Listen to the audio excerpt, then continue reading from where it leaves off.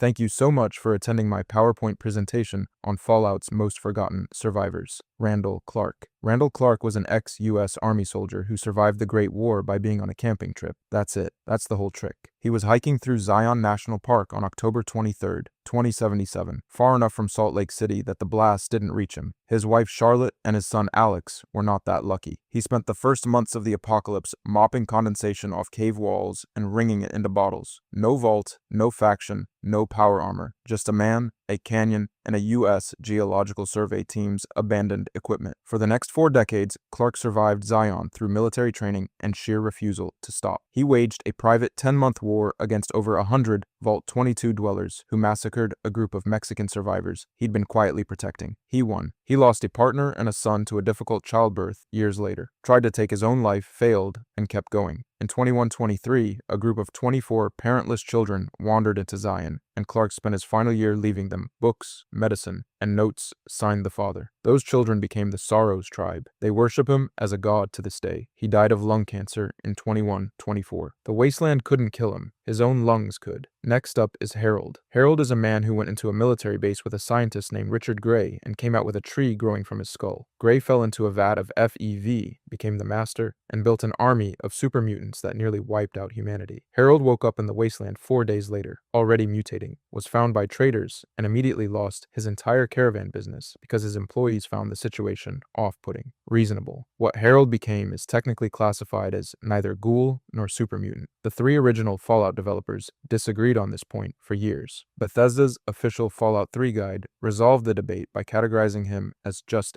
Harold, which is the most accurate thing anyone has ever written about him. The sapling growing from his head was named Bob. Harold sometimes called it Herbert to confuse people. By Fallout 3, Bob had become a full-size tree, rooted into the ground of the capital wasteland, trapping Harold in place for over 20 years. Bob's spores, it turns out, restore fertility to irradiated soil. A group of wanderers found this and formed a religion around it. They call themselves the Tree Minders. Harold has been asking them to kill him for years. They interpret this as a test of faith. He has been alive for over 175 years. This is what he got for it. Moving on to Aradesh. Vault 15 was a social experiment. Vault Tech packed it with people of radically diverse ideologies to observe what would happen. What happened is that the inhabitants left in 2097 and immediately fractured into 4 groups, 3 of which became raider gangs: the Vipers, the Jackals, and the Khans. Aradesh led the 4th group, the one that did not become raiders. Given the available options, this is a more significant achievement than it sounds. He used a GECK to build Shady Sands from nothing: adobe walls, irrigation, Brahmin herds, a functioning economy, then erected a defensive wall specifically to keep out his former neighbors, who were now thieves. When the Vault Dweller arrived in 2161, Aradesh was the cautious, philosophical elder of a small desert community. He quoted Dharma. He sent 3 rescue patrols to recover his kidnapped daughter, Tandi, from the Khans. None returned. The Vault Dweller handled it in an afternoon. After that, Aradesh reversed his isolationism, reached outward, and spent the next 3 decades building the political framework that became the new California Republic. He served as its first president from 2189 until 2196, when he left on an expedition with Seth to find Vault 13 out of what appears to have been pure sentiment. He was never seen again. His face is on the NCR $5 bill. His daughter is on the 100 next as Tandy. Tandy was 16 years old when the Vault Dweller arrived in Shady Sands, immediately kidnapped by the Khans' raider gang, and subsequently rescued. She later described that encounter as the first time she believed someone from outside her community could be worth trusting. That belief, born from a teenager getting rescued out of a raider camp, became the ideological foundation of the most significant democratic civilization in post-war America. The Vault Dweller did not know they were doing that. Nobody tells you these things at the time. After her father disappeared in 2196, Tandy took office. She was elected president of the NCR unanimously by the Hall of Congress Council, and re-elected unanimously every single term after that. Caesar, in Fallout New Vegas, pointed out that unanimous re-election for 52 consecutive years is functionally a hereditary dictatorship with extra steps. This is the most accurate political observation Caesar's Legion makes in the entire game. She served until her death in 2248 at age 103. Under her tenure, the NCR's population reached 700,000. She banned slavery, prohibited violence against prisoners of war, formalized the NCR Rangers, and annexed New Rhino, Vault City, and Redding through diplomacy and controlled force. 33 years after her death, she is still the correct answer to the NCR citizenship exam's question about the most popular president in history. She is on the $100 bill. She is also the longest-lived natural human in Fallout history. No vault stasis, no cybernetics, no mutation. Just 103 years of the work. From the founding mothers of the NCR, we move to one of the oldest survivors on the continent. Next is Set. Vault 12 was designed so its door would never fully close. That was the experiment. Vault-Tec wanted to observe what radiation exposure did to human beings over time, so they built a vault beneath Bakersfield, California, with a door that simply did not seal. On October 23,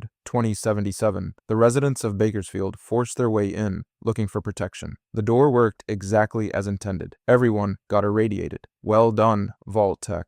By 2083, the survivors had ghoulified and founded Necropolis above the ruins of their vault. By spring 2084, Set had seized control from the original overseer, driven him north, and installed himself as ruler of the City of the Dead. He held that position for the next 73 years. The Fallout Official Survival Guide describes Set as a total bastard, then adds, crucially, that he was a total bastard before the war too. The radiation only changed his skin. His own son confirmed this. By 2161, Set is technically a figurehead. The Master's super mutant garrison has occupied Necropolis, and Set is under their implicit control. He hates them. He hates the Master. He communicates this hatred in slang so fragmented that the same strategy guide warns the player he is, at times, difficult to understand. His actual contribution to survival is a pragmatic lie told to the mutant garrison, that the ghouls are the vault survivors, the mutants are hunting, buying his city time. Manipulative, cowardly, and exactly correct. After Fallout 1, super mutant forces wiped Necropolis out anyway. Set appears in a Fallout 2 special encounter sitting in a diner called the Cafe of Broken Dreams, mocking his own outdated dialogue. He handles it better than most. Moving on to Raul Tejada. Raul Alfonso Tejada was born in 1947 in Hidalgo, Mexico, on a family ranch 3 generations deep, and was 30 years old when the bombs fell. The ranch survived the initial blasts and became a refugee shelter, until the Tejadas ran out of room and food and began turning people away. The turned away refugees came back that night, barred the doors, and set the house ablaze. Raul and his sister Rafaela escaped through a window. His parents, grandmother, and 4 siblings did not. They fled to Mexico City because they were young and did not fully understand what a nuclear bomb does to a city. It was, by Raul's own description, a radioactive ruin. They scraped by as scavengers. Raul's burns worsened. The radiation began doing what radiation does. One day, searching for bandages, he found an intact vaquero outfit in a novelty costume shop and brought it back to camp. Rafaela smiled for the first time since the bombs fell. He kept the outfit. He built a reputation around it, the ghost of Mexico City. Then he got too sick to go out. Rafaela went alone. She did not come back.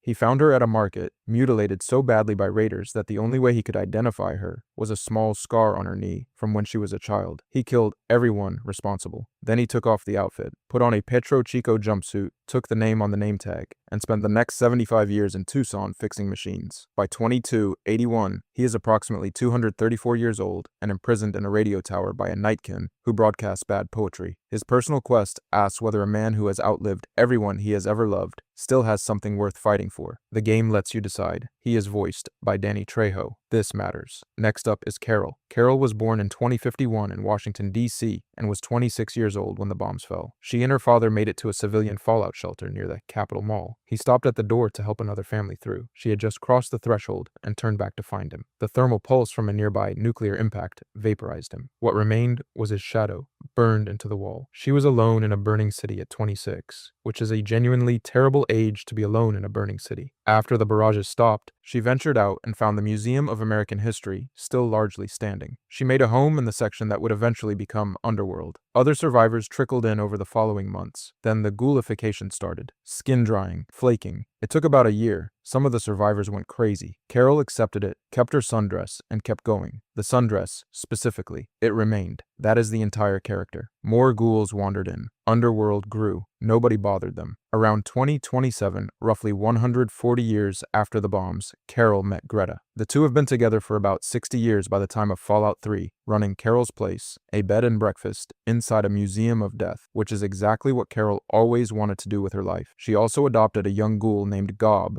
loves him like a son, and is quietly devastated when he leaves for Megaton. The lone wanderer can tell her Gob is alive and working as a bartender. Carol receives this as wonderful news. She has been alive for 226 years, and wonderful news is that the ghoul she raised is safe behind a bar somewhere. She is the warmest person in Fallout 3. She will turn every resident of Underworld hostile if you tell her you killed Gob. Both of these things are true simultaneously, and neither one contradicts the other. Moving on to Sierra Petrovita. Sierra Petrovita was born in 2251, 2 centuries after the bombs, and has never experienced the old world in any form. She has, however, built an entire personal philosophy around its most successful beverage. She first tasted Nuka-Cola at 16. That was it. The rest of her life followed directly from that moment. She spent every bottle cap her parents left her acquiring Nuka-Cola products from merchants, travelers, and towns across the capital wasteland. Bottles, banners, toys, vending machines, promotional materials. Her home in Girdershade is a functional museum, which she will tour you through unprompted and at length. She is the president, recording secretary, and treasurer of the Nuka-Cola fan club. The club has 2 members. The other member is Ronald Laren, her neighbor, who is deeply in love with Sierra and has been for some time. Sierra is completely unaware of this because she is thinking about Nuka-Cola. They hold an annual recipe cook-off. Last year's winner was poached roach in Nuka sauce. She won. Ronald was the only other judge. The Fallout 3 official guide describes her personality as leaving much to be desired for anyone not interested in Nuka-Cola, then immediately notes that she is beautiful. That sentence was written by a professional. It was published by Fallout 4. Nuka World. 10 years later, Sierra has crossed the entire country to reach a Raider-controlled amusement park built around Nuka-Cola's original factory. Her quest ends with her meeting John Caleb Bradburton, the man who invented Nuka-Cola in 2044. His head is in a jar, kept alive by his own vault technology for over 2 centuries. Sierra finds this moving. She also explains, at some point during all of this, that Nuka-Cola Quantum contains a radioactive strontium isotope that makes your urine glow blue. She presents this as a selling point. Next up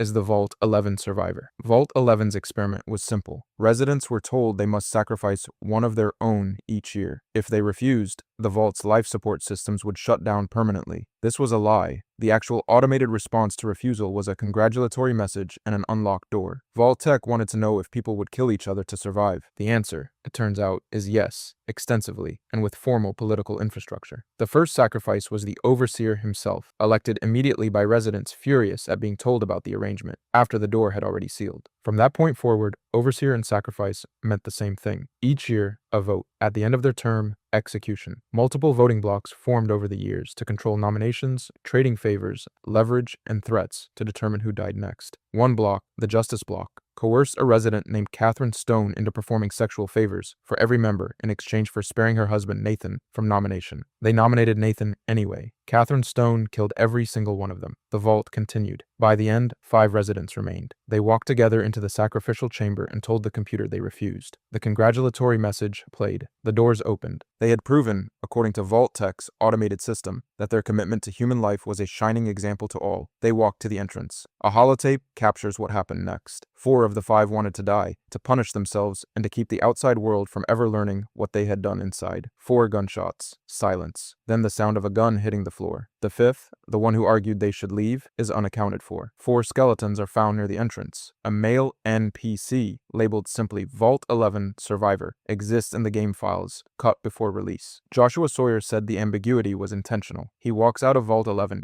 into the Mojave Wasteland alone, carrying 16 years of annual human sacrifice inside him. The game never says what happens next. And finally, Kellogg. Conrad Kellogg was born around 2179 in the New California Republic, in one of the 5 founding settlements. His father was a drunk. His mother was pragmatic and loving in the specific way that involves handing your child a gun and explaining that he is now the man of the family. Kellogg eventually ran away, not toward anything better, but away from the guilt of being unable to protect her. He became a mercenary. He settled in San Francisco, worked as a bodyguard for the Chi, met a woman named Sarah, had a daughter named Mary. This is the only period of his life he describes with anything resembling warmth. Enemies made through mercenary work killed his family. Kellogg killed everyone responsible, left San Francisco, and traveled east with a deliberate intention to stop caring about people entirely. He reached the Commonwealth. The Institute kept interfering with his work. He kept interfering with theirs. They eventually sent an assassin to eliminate him. He eliminated the assassin. They offered him a job. He accepted. The Institute's hiring process is essentially just losing a fight to someone and then immediately respecting them for it. The Institute cybernetically enhanced him. Synthetic implants slowed his aging significantly. He volunteered for every augmentation offered because, as his terminal entries confirm, he felt he had nothing left to lose. By 2287, he is approximately 108 years old and looks roughly 50. The Institute later abandoned life extension research entirely in favor of synths. They made one man functionally immortal, decided it was more trouble than it was worth, and moved on. Kellogg is not mentioned in that decision. In 2227, he led the Institute team into Vault 111,